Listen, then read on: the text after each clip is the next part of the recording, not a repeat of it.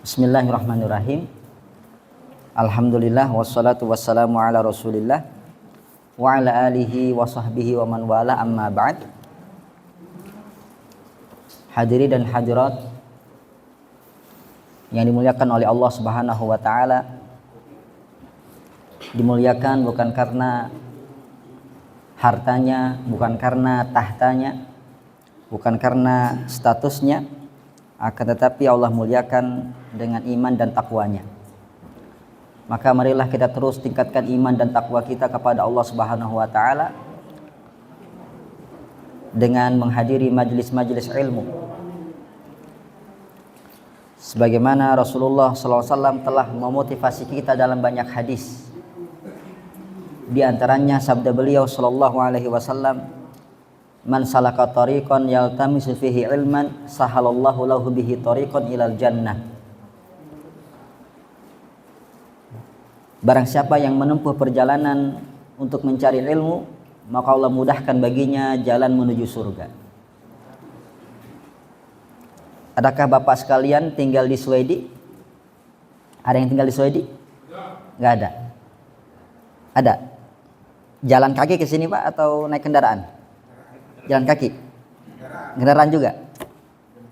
Jadi semua kita yang ada di sini menempuh perjalanan itu untuk mencari ilmu. Maka janji Rasulullah SAW, barang siapa yang menempuh perjalanan untuk mencari ilmu, maka Allah mudahkan jalannya kemana, Pak? Ke surga Allah Subhanahu wa ta'ala. Maka marilah kita jaga spirit ini. Bapak kesini juga tidak datang setiap hari, ya, tapi di hari Jumat, sepekan sekali, ya. Dengan ilmu insya Allah iman dan takwa kita akan terus meningkat. Sebagaimana Allah berjanji akan mengangkat derajat, menaikkan derajat orang-orang yang berilmu. Allah Subhanahu wa taala berfirman dalam surat Al-Mujadilah, "Yarfa'illahu alladhina amanu minkum walladhina utul ilma darajat."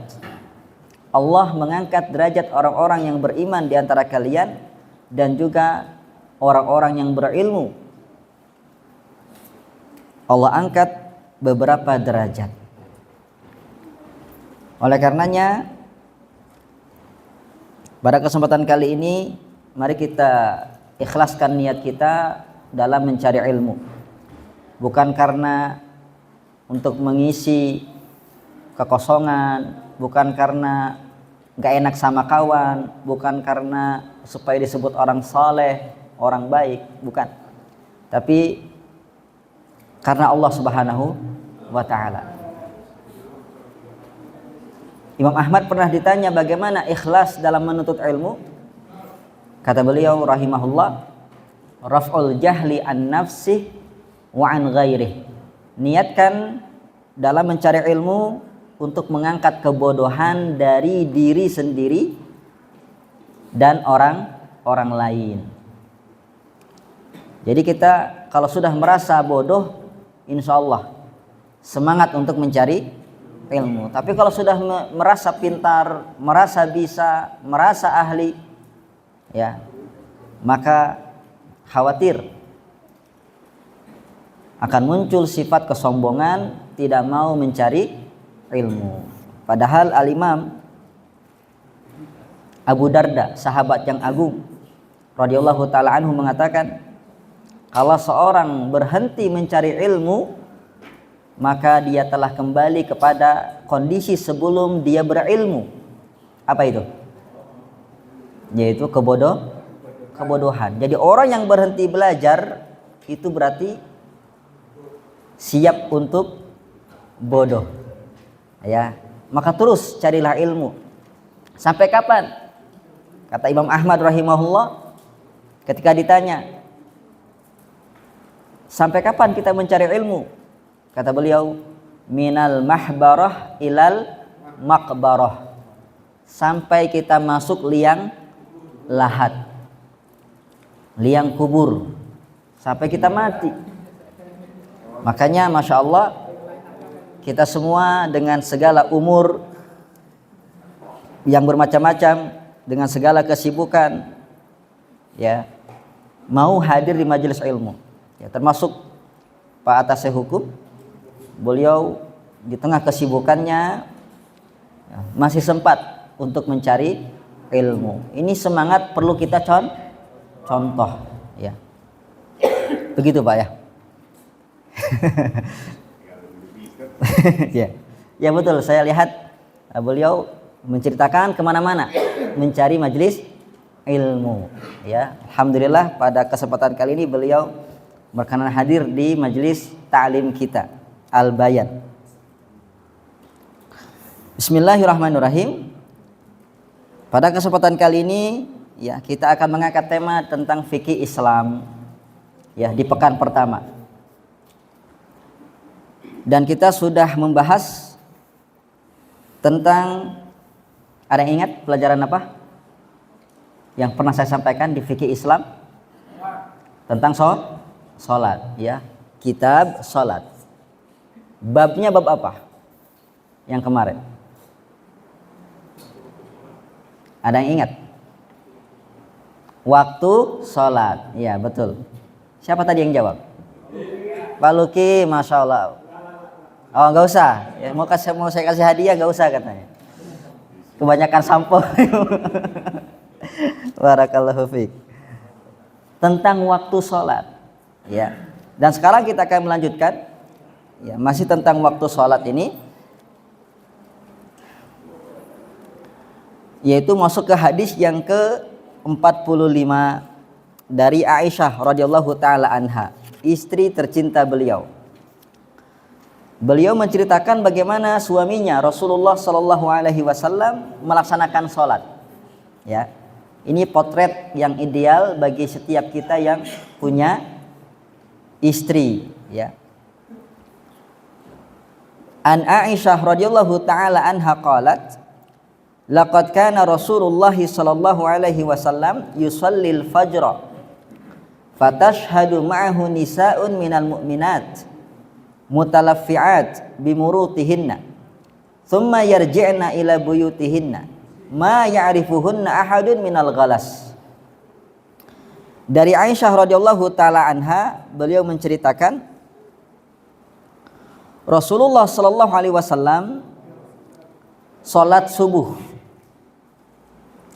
dan ikut hadir bersama beliau kaum wanita mukminah, maksudnya para sahabiat. Kondisinya bagaimana? Mutalaffi'atin bimurutihinna, dalam keadaan berselimut dengan kain mereka. Berselimut dengan kain mereka. Berarti mereka menutup aurat. Menutup aurat. Kemudian setelah mereka melaksanakan sholat bersama Rasulullah Sallallahu Alaihi Wasallam, ya kalau disebut nama Nabi bersalawat ya bapak-bapak, Sallallahu Alaihi Wasallam. Setelah mereka sholat bersama beliau, mereka kembali ke rumah-rumah beliau, ke rumah-rumah mereka. Namun uniknya di sini Pak, tidak ada yang mengenali mereka karena masih gelap kondisi pada saat tersebut. Ini yang nyeritain siapa? Aisyah. Menceritakan tentang siapa? Rasulullah dan para sahabiat yang lain. Ya. Penting bagi bapak-bapak yang punya istri, jadilah teladan. Yang sampai istrinya bilang, aku melihat suamiku kesiangan. Bukan, aku melihat suamiku sholat subuh berjamaah. Pilih yang mana Pak? Aku melihat suamiku kesiangan, gak sholat subuh, atau aku melihat suamiku berangkat sholat subuh ke masjid. Pilih yang mana? Tentu yang sholat subuh. Tapi bagaimana pengamalannya Pak? Mudah-mudahan sholat subuh Pak ya. Insya Allah. Ya. Jadilah suami yang teladan sehingga istrinya ya mengambil pelajaran dari bapak sekalian lewat pengajaran, lewat keteladanan bapak.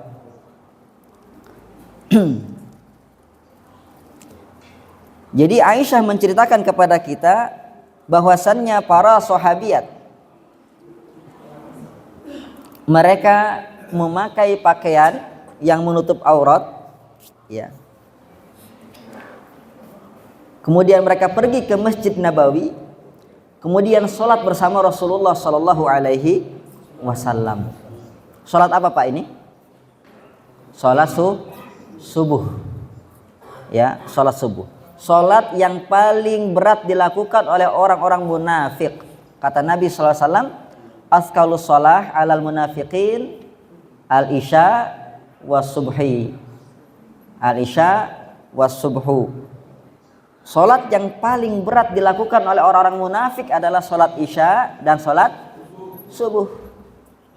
Ya, makanya mari kita jaga dua sholat ini agar terbebas dari sifat-sifat orang munafik. Dan sholat subuh ini Pak, banyak sekali keutamaannya, tidak seperti sholat-sholat yang lain. Ya.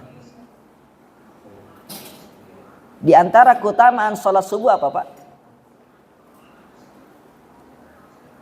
Allah akan jaga dia dalam aktivitasnya. Dalam sabda Nabi Sallallahu Alaihi Wasallam, man shalla subha fahuwa fi zimmatillah. Barang siapa yang sholat subuh, maka dia berada dalam tanggungan Allah. Allah tanggung rizki Bapak, Allah tanggung keselamatan Bapak, Allah tanggung kehidupan Bapak. Sholat subuh ditanggung, ya. Tadi sholat subuh kan Pak? Alhamdulillah. Saya nggak mau nanya, yang angkat sholat subuh angkat tangan gitu. Bapak sudah besar, ya. Kita introspeksi diri, ya. Apakah kita melaksanakan sholat subuh atau tidak? Apakah berjamaah atau tidak? Ya, karena Nabi SAW dan para sahabiat di sini berjamaah di Masjid Nabawi.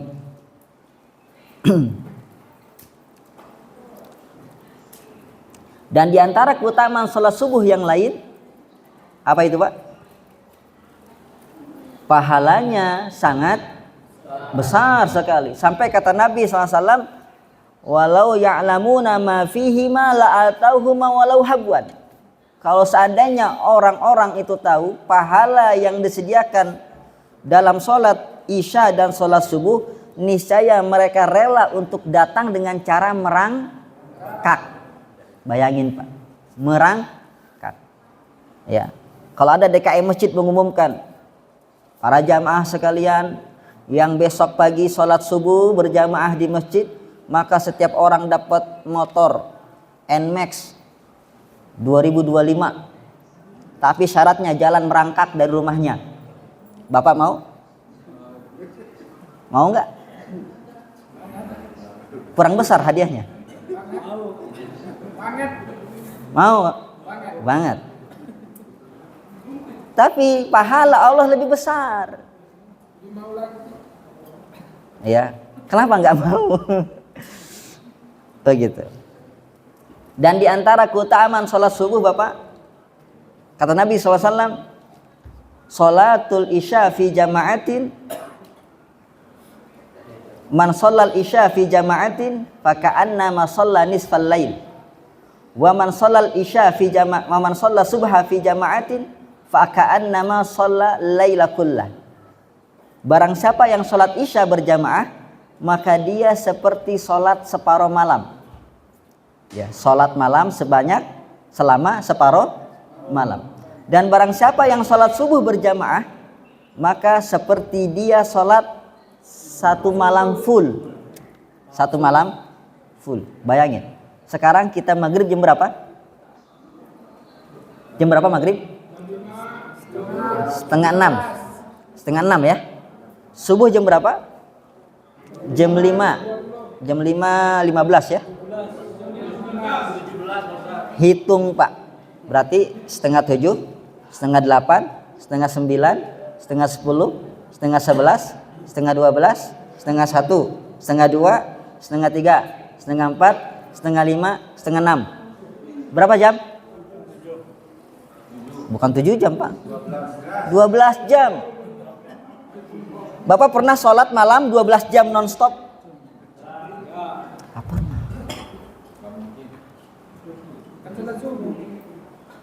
Tapi ada satu amalan yang pahalanya sebanding dengan sholat semalam suntuk. Apa itu Pak? Sholat subuh ingat catatannya, sholat subuh berjamaah. Karena kata Nabi yang mengatakan, barang siapa yang sholat subuh berjamaah, maka pahalanya seperti orang yang sholat semalam suntuk. Jamaahnya di masjid apa di rumah? Nggak dapat pahala itu Pak. Dia hanya dalam tanggungan Allah saja. Ustaz, tapi masjidnya jauh. Tenang. Rasulullah SAW mengatakan, Bashir al-masya'ina binurin tam yaumil qiyamah. Berilah kabar gembira kepada orang yang jalan ke masjid-masjid di gelap gulita dengan cahaya yang terang benderang pada hari kiamat. Bayangin Pak. Ya. Zaman dulu para sahabat itu datang ke Masjid Nabawi Pak, padahal jauh-jauh. Gelap-gelap, belum ada ya, lampu neon ini nggak ada, penerangan jalan nggak ada. Tapi mereka mendengar hadis ini langsung dilaksanakan. Berilah kabar gembira kepada orang-orang yang berjalan di gelapnya malam untuk melaksanakan sholat jamaah ke masjid. Apa kabar gembiranya? Cahaya yang sempurna pada hari kiamat. Ya. Jadi amalan kita Pak yang menerangi diri kita pada hari kiamat. Ya. Maka jangan malas untuk sholat subuh. Ya, bagaimana mau bangun rumah tangga Pak? Bangun subuh saja nggak mampu. Ya, kan begitu ya kata orangnya. Seperti itu. Jadi para sahabiat mereka sholat bersama Nabi Shallallahu Alaihi Wasallam, nggak mau kalah dengan para sahabat laki-laki. Ya karena keutamaan sholat subuh tadi sangat besar. Apalagi sholat bersama Nabi Shallallahu Alaihi Wasallam. Terima kasih Bapak.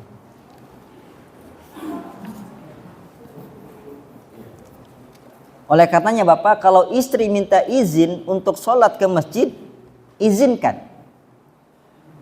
Kata Nabi SAW, la tamna'u ima Allah anil masajid. Jangan kalian larang ya, hamba-hamba Allah yang perempuan untuk sholat di masjid.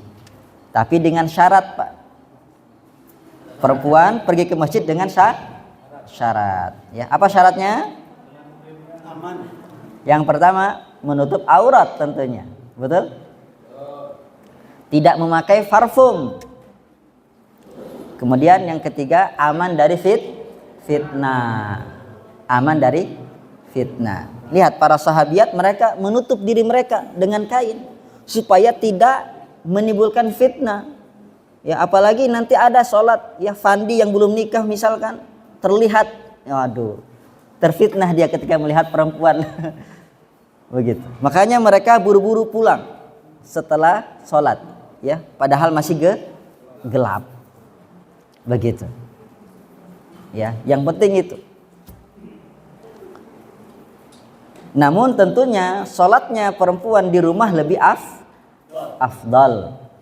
Kata Nabi SAW, sholatuhunna fi buyutihinna khairun min sholatihinna fil masajid. Sholatnya mereka di rumah mereka itu lebih utama daripada sholat di masjid. Ya. Kalau lelaki gimana Pak? Lebih utama sholat di masjid. Kata Nabi SAW, afdalus sholah fil bait illal maktubah. Sebaik-baik sholat itu di rumah kecuali sholat wajib. Dia lebih utama di masjid. Begitu. Apalagi alhamdulillah di Saudi ini di mana-mana banyak masjid ya. Apalagi di Indo. Ya, sampai ada kota disebut apa Pak? Kota 1000 masjid. Kota mana itu? Lombok. Mana orang Lombok? Coba angkat kakinya Pak. Masya Allah. Iya. Tayyib. Jadi di hadis ini bisa kita ambil pelajaran ya terkait dengan sholat, terkait dengan waktu sholat, yaitu menjelaskan tentang waktu sholat subuh, di mana Nabi Shallallahu Alaihi Wasallam melaksanakan sholat subuh dalam keadaan subuh masih gelap. Ya, makanya kata Aisyah, para sahabiyat itu keluar dari masjid dalam keadaan masih gelap, sehingga tidak ada yang mengenal mereka satu orang pun, tidak ada yang melihat mereka ya satu orang pun, karena masih gelap. Di sini bisa kita ambil kesimpulan, disunnahkan untuk bersegera melaksanakan sholat subuh di awal waktu, ya begitu. Namun dalam prakteknya kita, baik di sini atau di Indonesia, untuk sholat subuh biasanya diakhirkan sampai 20 menit. Ya. Hal ini untuk apa? Memberikan waktu yang cukup buat kaum muslimin untuk mempersiapkan diri. Mungkin ada yang baru terbangun setelah azan, Allahu Akbar baru bangun. Begitu. Ya. Oleh karenanya mari kita ambil semua wasilah untuk bisa bangun subuh Pak. Bapak punya HP ya, jadikan ini, jangan jadikan ini setan gepeng Pak ya, yang merusak akhirat Bapak. Jadikan ini sebagai dai gepeng ya, yang bisa mengingatkan Bapak tentang waktu sholat. Sudah banyak aplikasi waktu sholat, pengingat sholat, arah kiblat, betul? Ya.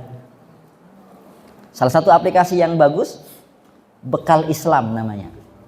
Aplikasi Bekal Islam. Di sana komplit. Ya. Waktu sholat ada, arah kiblat ada, buku-buku ada, kajian-kajian ada. Ya. Begitu. Jadi Bapak bisa baca-baca di sana. Bekal Islam. Bekal Islam. Gratis. Gratis. Ya, selalu diupdate, ditambah buku-bukunya. Jadi jadikan apa yang Allah titipkan kepada kita sebagai pembantu kita untuk akhirat. Jangan jadikan pemberat hisab. Ada yang HP-nya Masya Allah mahal, tapi isinya apa? Ya, kelalaian, maksiatan. Ya, coba diubah menjadi dai gepeng. Jangan setan gepeng, Pak. Pengingat kita salat. Ya, pasang alarmnya. Bapak tahu tentang diri Bapak. Balil insanu ala nafsihi basirah. Setiap kita tahu diri kita. Oh, saya orangnya Pak kuat tidur, susah bangun. Begitu. Ini butuh kepada, ini banyak sekali pertanyaan Pak ya. Ini butuh kepada apa? Mujahadah. Tenaga ekstra, usaha ekstra. Tadi saya tanya Fandi tinggal sama siapa di kamar? Sama teman-teman katanya, 6 orang. Sama Fandi 6 orang atau Fandi yang ketujuh? Sama saya. Itu saling membantu. Bangunkan, yuk sholat. Begitu. Tapi jangan disiram pakai air ya. Bangunkan dengan lembut, ya. Nanti ditendang pula. Begitu. Yang punya istri coba, ya. Ada yang bawa istri di sini? Alhamdulillah. Kata Nabi SAW, sebaik-baik simpanan seorang laki-laki adalah istri saleh yang membantu dia dalam urusan agamanya. Kemudian Rasulullah mendoakan, semoga Allah merahmati perempuan yang membangunkan suaminya. Kalau nggak mau bangun, diciprati pakai air. Nggak mau bangun juga. Nggak Pak, nggak mempan itu Pak. Dibisikin, bang bangun subuh bang. Kalau bangun boleh nikah lagi bang. Nah begitu. Insya Allah bangun Pak ya. Bangun insya Allah. Seperti itu. Kalau kebalik. Oh gitu. Dek bangun dek. Kalau nggak mau bangun bapak abang nikah lagi gitu. Begitu. Masya Allah. Paham Pak ya? Siap jaga sholat subuh Pak? Insya Allah ya. Insya Allah jaga sholat, hidup berkah, pahala melimpah. Bismillahirrahmanirrahim. Ini ada pertanyaan dari ibu-ibu, Masya Allah. Biasanya saya ada kajian dengan ibu-ibu di atas, tapi karena kekurangan personil ya kan, pada liburan, ya, jadi rangkap ini. Jadi rangkap tugasnya. Biasanya kami 3 orang Pak, ya, 1 spesialis Quran, 1 fikih saya, yang kedua Ustadz Budi di belakang beliau, tauhid. Setelah lagi tampil insya Allah. Ini ada pertanyaan saya jawab. Apakah orang munafik saja yang malas sholat subuh dan isya? Bagaimana orang yang tidak munafik tapi malas setelah sholat subuh? Jadi apakah orang golongan ini dikatakan orang munafik? Jadi Rasulullah SAW menyebutkan ciri-ciri orang munafik. Begitu juga Allah menyebutkan dalam Al-Quran ciri-ciri orang munafik. Di antara ciri-ciri orang munafik adalah malas sholat. Apa kata Allah? Wa idza qamu ila sholati qamu kusala. Kalau mereka diperintahkan untuk sholat, diajak untuk sholat, mereka malas. Ya, mereka malas. Jadi ini ciri Pak. Ya, ciri orang munafik. Dan kita berlindung dari sifat-sifat orang munafik. Di antara ciri orang munafik apa lagi Pak? Iya. Ya, riya. Dalam Al-Quran Allah jelaskan, ya, yura'unan nas, ya, mereka berbuat riya, ya, menampak-nampakkan ibadah supaya dipuji. Hadis Nabi SAW, ayatul munafik salas, ciri-ciri orang munafik 3, ya. Apa itu? Kalau berbicara bohong, kalau berjanji ingkar, kalau diberi amanah khianat. Bapak kan sekarang diberi amanah nih, kerja, jangan khianat Pak ya. Bersikaplah profesional, tunaikan amanah yang atasan berikan kepada Bapak. Jadi ini ciri-ciri munafik Ibu ya. Di antara ciri-cirinya adalah berat melaksanakan sholat isya dan sholat subuh. Sholat itu mencegah orang kemungkaran. Bagaimana orang yang taat sholat tapi dia mungkar? Mungkin maksudnya dia maksiat ya. Allah SWT telah mengatakan di antara faidah salat, innas salata tanha 'anil fahsya'i wal munkar. Salat itu mencegah seseorang dari perbuatan keji dan mungkar. Tapi kenapa ada orang salat masih berbuat keji dan mungkar? Berarti salatnya belum bagus, belum sempurna. Ya, ada yang kurang di sana. Coba evaluasi. Mungkin ada yang salah dengan sholat kita. Mulai dari niat dulu. Kenapa saya sholat? Kemudian gerakan-gerakannya sudahkah sesuai dengan tuntunan Rasulullah SAW? Kemudian kehusuannya, adakah kita sholat masih memikirkan dunia, ya, atau sudah khusyuk? Begitu. Ya, perlu evaluasi. Dan insya Allah kita akan pelajari di majelis ini. Ya, ini sedang membahas waktu sholat. Insya Allah nanti kita akan ajarkan tata cara sholat. Wanita lebih diutamakan sholat di rumah. Bagaimana bila sholat di masjid tapi setelah sholat berjamaah selalu ada kajian atau kultum yang artinya juga sekalian menimba ilmu? Ya nggak masalah. Jadi bagaimana keutamaan sholat ini? Apakah lebih utama di rumah atau lebih baik di masjid? Jika ada maslahat yang dihasilkan, yang mau dicapai, seperti ada kajian, nggak masalah. Ya, sholat di masjid. Karena masing-masing amalan punya keutamaan masing-masing. Begitu. Mencari ilmu ada keutamaannya. Sholat jamaah ada keutamaannya. Ya, jadi jangan dibenturkan. Ya, jangan dibenturkan. Kalau ada maslahat nggak masalah. Seperti itu. Seperti para sahabiat ini, mereka tahu lebih utama sholat di rumah, tapi kenapa tetap sholat subuh bersama Nabi? Karena ada maslahat yang ingin mereka raih. Begitu. Dari bapak-bapak mungkin ada pertanyaan? Silakan, Bapak. Ini terkait sholat berjamaah di masjid. Iya, Pak.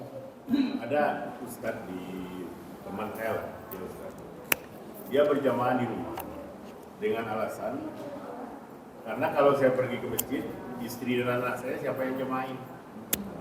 Nah, ini gimana Ustaz? Apakah kriteria maslahat juga enggak ini mengimami keluarga? Iya. Oke, terima kasih atas pertanyaannya, Bapak. Ini kasus ya di masyarakat kita. Ada yang beralasan saya mah sholat jamaah di rumah agar istri dan anak juga berjamaah. Ya. Apakah itu menjadi alasan untuk tidak sholat di masjid? Tidak. Tidak menjadi alasan. Ya. Maksudnya bagaimana? Kalau kita lihat hadis-hadis Nabi Shallallahu Alaihi Wasallam, di mana mereka juga punya istri, punya anak, tapi mereka tetap sholat di mana? Di masjid. Ya. Adapun yang di rumah, maka bagaimana? Ada solusi lain. Jikalau si ibu dia punya anak wanita, punya anak perempuan, maka sholat berjamaah dengan anak perempuan tadi. Begitu. Jikalau punya anak laki-laki yang sudah besar, sudah balik, ya atau mutamayyiz ya, bisa dia jadi imam. Begitu. Tanpa harus meninggalkan masjid, ya, tanpa harus meninggalkan jamaah, tanpa si bapak harus meninggalkan masjid, tanpa harus si ibu meninggalkan jamaah. Seperti itu, Bi. Ya, kalaupun tidak ada, maka nggak masalah. Ya, si wanita sholat sendiri di rumah. Yang mana kata Nabi apa? Sholatnya wanita di rumah lebih utama daripada sholat di masjid. Artinya apa? Ada pahala khusus. Ini hadis ini mengindikasikan ada pahala khusus yang mana bagi wanita pahalanya lebih besar di rumah walaupun gak jamaah. Rahmat Allah maha luas. Allah memberikan pahala lewat amalan apa saja. Begitu. Ya. Jadi si bapak tetap di masjid dalam rangka syiar Islam, ya, dalam rangka meneladani Rasulullah SAW dan para sahabat, dan si wanita tetap sholat di rumah untuk mengamalkan hadis yang tadi. Jadi tidak ada kontradiksi ataupun pertentangan di antara dua hadis tersebut, karena masing-masing ada keutamaannya, ada pahalanya. Begitu, Pak. Terima kasih. Silakan. Satu lagi. Wallahu a'lam. Ini mewakili yang mirip pertanyaan dengan kami tentang sholat berjamaah. Sedangkan laki-laki itu kan lebih utama dan lebih afdal berjamaah di masjid, kalau perempuan di rumah. Cuma kondisi di Saudi ini kan perempuan tidak ada berjamaah di masjid ya Pak Ustaz. Nah, sedangkan si istrinya ini menuntut ingin berjamaah sama suaminya di rumah. Sedangkan kalau si suaminya pergi ke masjid, istrinya itu kayak ikhlas. Jadi sikap apa yang bagus untuk si suaminya?